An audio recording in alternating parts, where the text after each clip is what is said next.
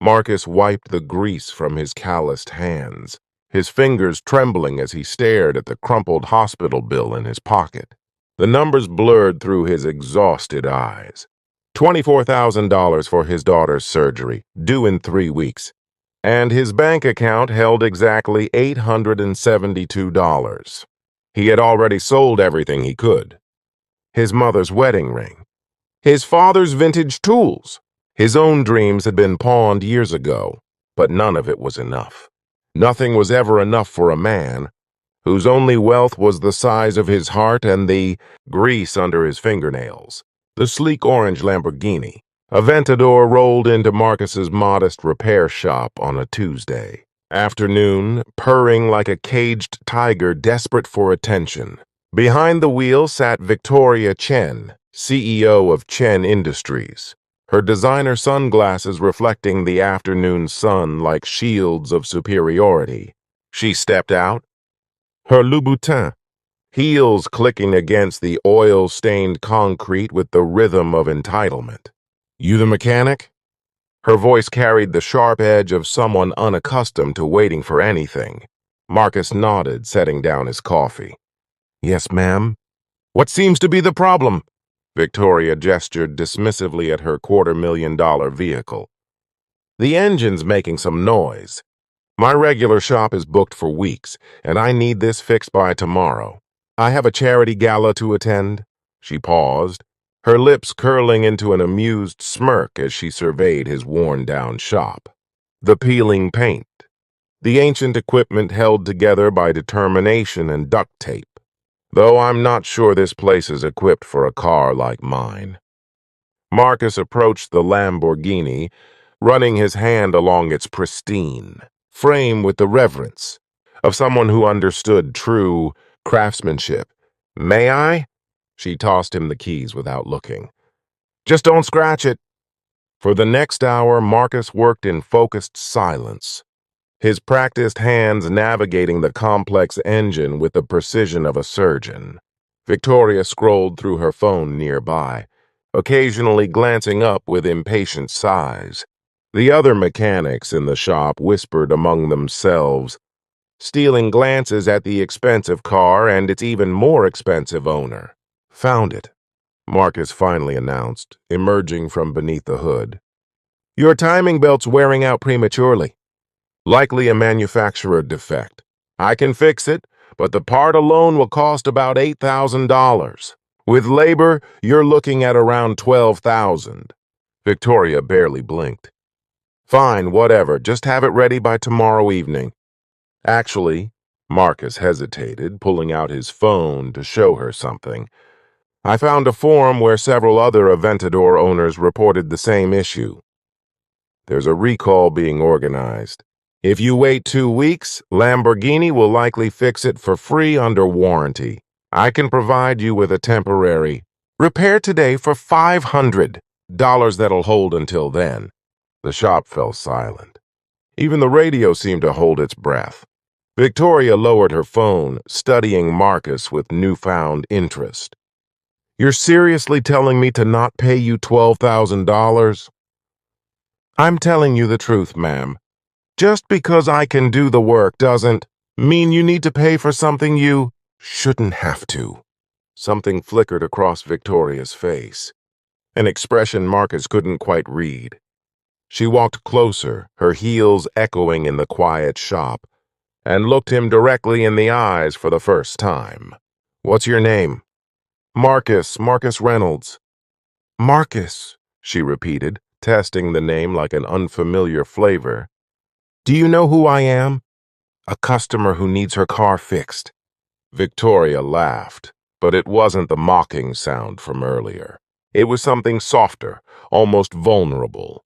"I'm Victoria Chen. I run a $3 billion company. I have an MBA from Harvard. I've been called ruthless, calculating, and brilliant by Forbes magazine." She paused, her voice dropping, "And I cannot remember the last time someone chose honesty over profit when dealing with me." Marcus shrugged, uncomfortable with her intensity. "It's just the right thing to do." "The right thing," Victoria echoed as if hearing a foreign concept. She studied him for a long moment. Then suddenly that smirk returned, but different somehow, less cruel and more curious. Fix the Lambo properly, Marcus. Do the $12,000 job. Do it so well that it runs. Better than the day it left the factory. She leaned against the car, her arms crossed. And if you do, I'll marry you. The words hung in the air like a grenade with the pin pulled. Marcus blinked. Ma'am, I think you're joking, but that's not— I'm completely serious, Victoria interrupted.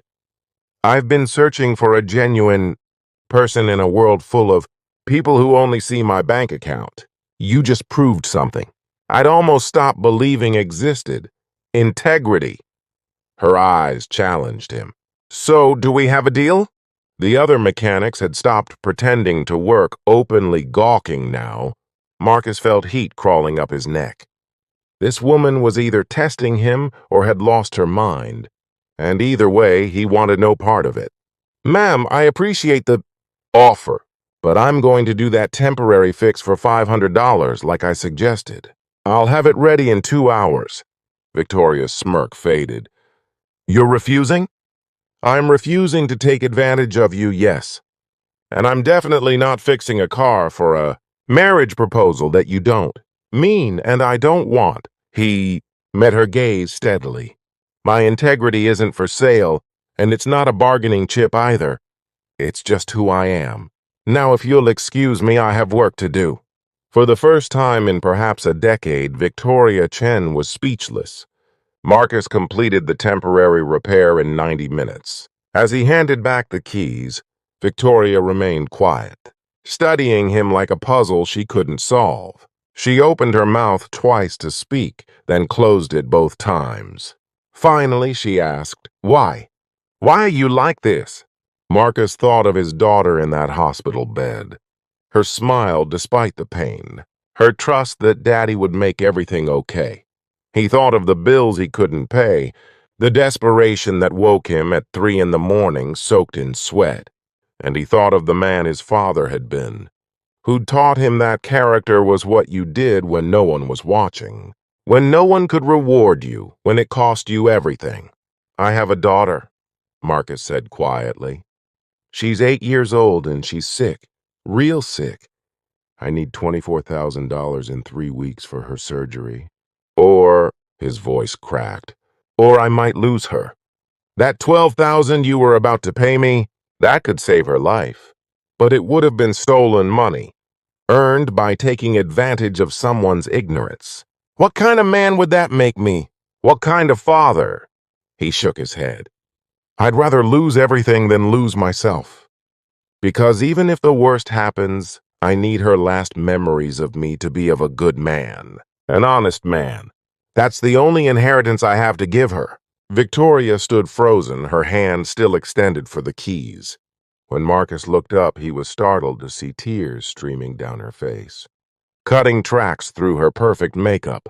My father, she whispered, built Chen Industries from nothing. He was a mechanic, too, in Beijing. He came to America with $17 and a toolbox. Her voice shook. He used to say the same thing you just did. That integrity was the only inheritance that mattered. I thought I remembered his lessons. But somewhere between the boardrooms and the billions, I forgot what they actually meant. She wiped her eyes, smearing mascara. I became exactly the kind of person he taught me not to be. Victoria pulled out her phone with trembling hands and made a call. Janet, Victoria, I need you to arrange an immediate wire transfer. $24,000 to— She looked at Marcus expectantly. Ma'am, no. I can't accept— This isn't charity, Marcus. This is me buying back a piece of my soul that I lost. Her voice was firm. Your daughter's name? Sarah, but please, I didn't tell you that to— Sarah Reynolds. Medical fund. Do it now, Janet. Victoria ended the call and turned back to Marcus. The money will be in your account within the hour. And before you protest again, understand this. You just taught a bitter, cynical CEO that good people still exist. You reminded me of my father, of who I'm supposed to be. That's worth infinitely more than $24,000. Marcus felt his knees weaken. I don't know what to say. Say you'll save your daughter. Say you'll keep being exactly who you are. Victoria smiled, and this time it reached her eyes, transforming her entire face. And maybe in a few months when things are settled, let me take you to dinner. Not as a CEO and a mechanic, just as two people who believe the world can still be good. 6 months later, Marcus stood in the children's ward of Sacred Heart Hospital, watching Sarah laugh as she played with other kids. Fully recovered, fully alive. His phone buzzed with a text from Victoria. Coffee this week? I promise no marriage proposals this time, though I make no promises about a second date. He smiled, typing back. Coffee sounds perfect. Sometimes the richest people in the world are the ones who refuse to sell their souls. Sometimes the greatest wealth is found not in what we take, but in what we give. And sometimes the smallest act of integrity echoes louder than any amount of money ever could, rippling outward, touching hearts, changing lives, reminding us all of what truly matters. Marcus had fixed more than a car that day. He'd fixed something broken in Victoria, and she'd saved more than his daughter's life. She'd saved his faith that good deeds, even when they cost us everything, eventually come back to heal the world in ways we never imagined. And in a modest repair shop in a forgotten corner of the city, where oil stains marked the concrete like badges of honor, the universe had quietly proven that kindness, even when it hurts, is always the answer.